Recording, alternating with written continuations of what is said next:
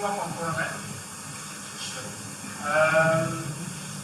Je vais vous demander de faire une chose déjà. Si vous regardez la personne qui est en face de vous, vous demandez à la personne à côté de vous. Ok? Vous allez demander à cette personne de soutien.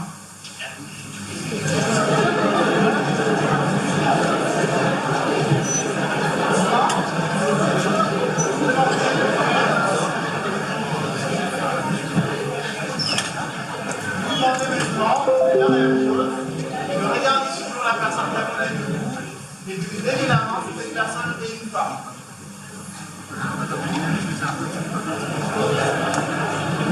Le père a demandé encore une fois, toujours les personnes à côté de vous, de leur demander est-ce qu'ils ont déjà eu des personnes handicapées dans leur famille.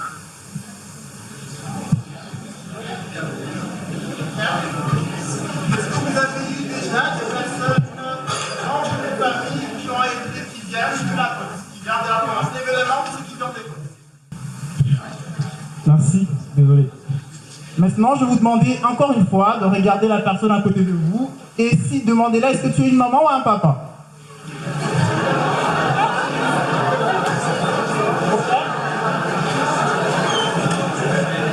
Maintenant, toujours dans le même allée, demandez à la personne à côté de vous, est-ce que tu parles une langue à part le malgache et le français? Est-ce que ça vous dérange que cette personne ne parle pas la même langue que vous? Je viens de parler en principe des différentes sociétés, des différentes, je dirais un peu castes, dans des différentes sections qui sont mises à l'écart, des différentes entités qui sont mises à l'écart, les femmes et les enfants, les handicapés, les ruraux, et bien sûr, on a parlé tout à l'heure, il a parlé tout à l'heure d'une immigration qui a déjà quitté chez lui pour venir à Tana, pour vivre ici. Évidemment, tous ceux qui ont déjà quitté les côtes pour venir vivre à Tana. Ben, moi aussi. Donc, toutes ces personnes, nous tous, nous avons vécu toute notre existence en décalage dans la société. Nous avons toujours été considérés comme étant des étrangers. Ok? Aujourd'hui, on est là. Je vais vous demander encore une chose. Qui, d'après, selon vous, quand vous venez ici en prenant le bus ou votre voiture, a attendu des klaxons et a dû se garer à côté pour laisser une voiture passer? Qu'est-ce qui a déjà vécu ça? Qu'est-ce qui a déjà vécu aussi durant votre vie à faire la queue? Vous faites la queue et puis il y a une personne qui vient de nulle part et qui va devant vous prendre ce que vous voulez en attendant. Qui a déjà vécu ça? Ok. Vous savez, dans le monde, nous avons tous cet écosystème qui est fait de cartes sociales. Et on ne peut pas parler de pauvreté sans parler d'inégalité sociale. Selon vous, c'est quoi la définition de la pauvreté? La pauvreté, on va dire, c'est 1,5 million de personnes qui n'ont pas d'eau potable. C'est aussi... en tout cas, c'est aussi 2,5 millions de personnes qui meurent chaque jour parce qu'ils n'ont pas assez d'hygiène, donc ils ont des problèmes d'hygiène. Antananarive est connue pour étant la ville la plus salubre du monde. Donc on est parmi ces gens-là. Donc c'est ça qu'on va donner des chiffres pour qualifier la pauvreté. Mais la pauvreté, en principe, c'est très complexe. La pauvreté, ça regroupe différentes sections. Et moi, je vais parler surtout de l'exclusion sociale. Okay?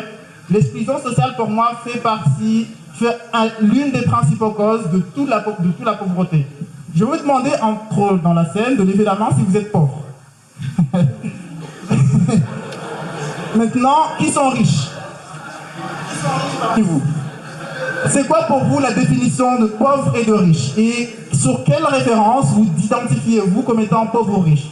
On s'identifie en général comme étant pauvre parce qu'on miroite chez une personne, on voit une personne qui a d'autres moyens, on dit cette personne est mieux riche que moi, donc on n'est jamais pauvre à la fin. On est pauvre relativement parlant, ok? Donc la pauvreté, c'est une question relative qui dépend, comme tout à l'heure on l'a vu, de plusieurs causes de faim. Ça dépend de la faim, ça dépend du revenu global, ça dépend de plusieurs facteurs qui font que la pauvreté aujourd'hui, un des principaux causes.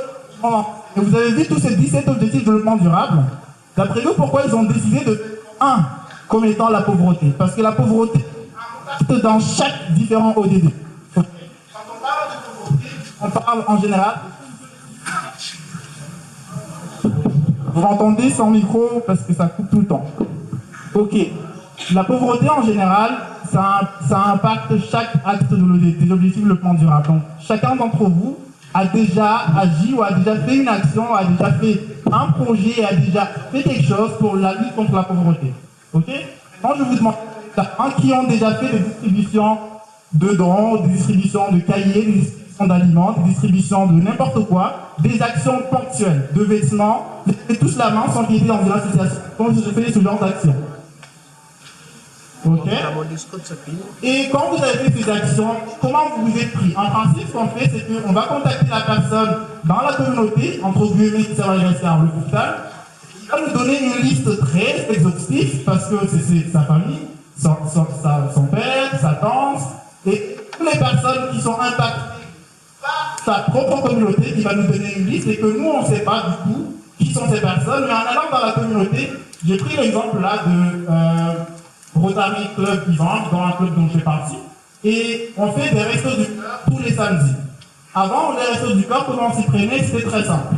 On identifiait un quartier, et puis on allait et on distribuait des aliments. Mais on ne savait pas qui étaient les bénéficiaires des aliments, quand on sait que c'est des enfants, tout le monde est content. Mais les enfants de qui? Et est-ce que nos actions pour une durabilité pérenne? Est-ce que nos activités vont faire en sorte pour changer la vie quotidienne de ces enfants-là? Est-ce que nos actions aujourd'hui vont impacter un enfant tout au long de sa vie?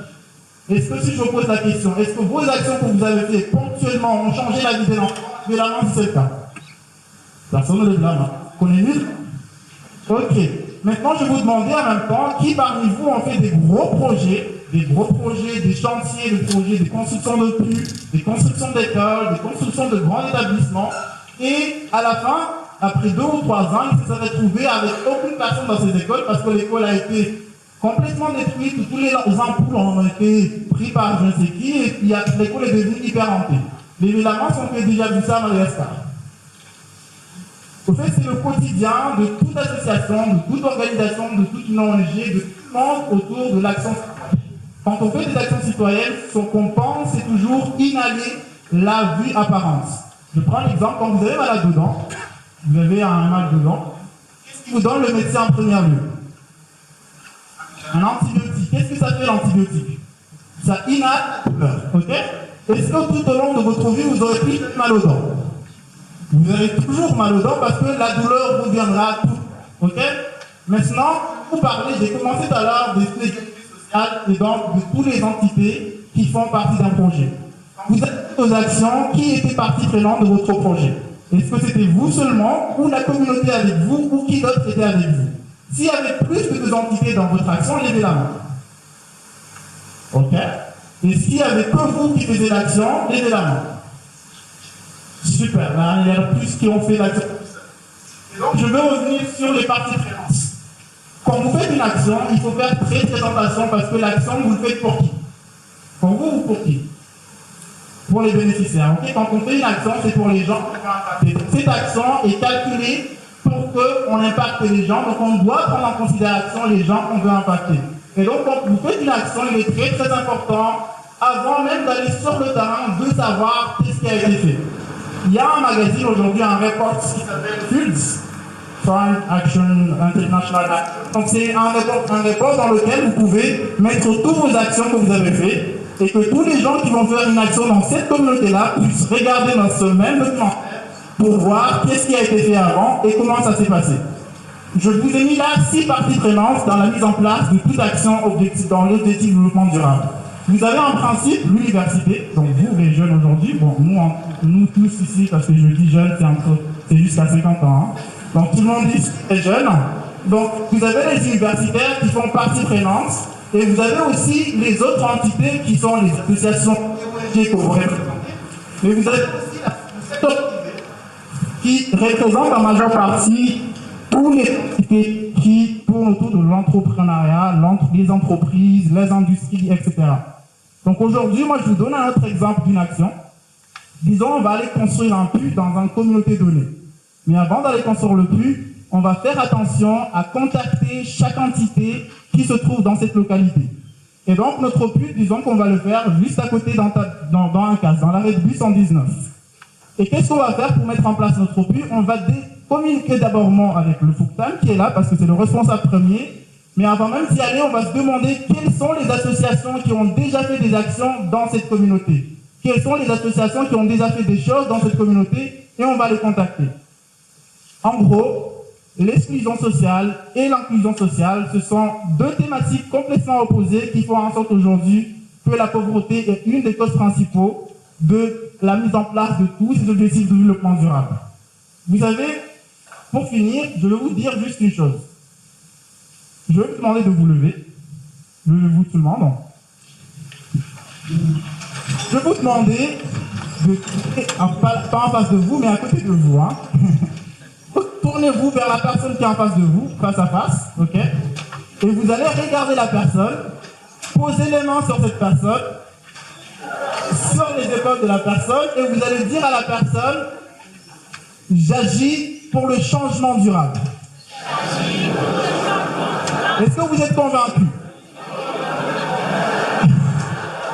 Vous allez dire à cette personne maintenant, nous, parce qu'il ne s'agit pas de jeu, il ne s'agit pas de vous, il ne s'agit pas de moi. Quand on fait une action, c'est une action citoyenne, c'est une action globale. Nous devons prendre en compte toutes les entités qui font des actions dans la communauté dans laquelle nous agissons. Nous devons prendre en compte tous les individus, toutes les personnes qui agissent dans cette communauté. Donc maintenant, vous n'allez pas dire je, mais vous allez dire ensemble avec conviction, nous agissons.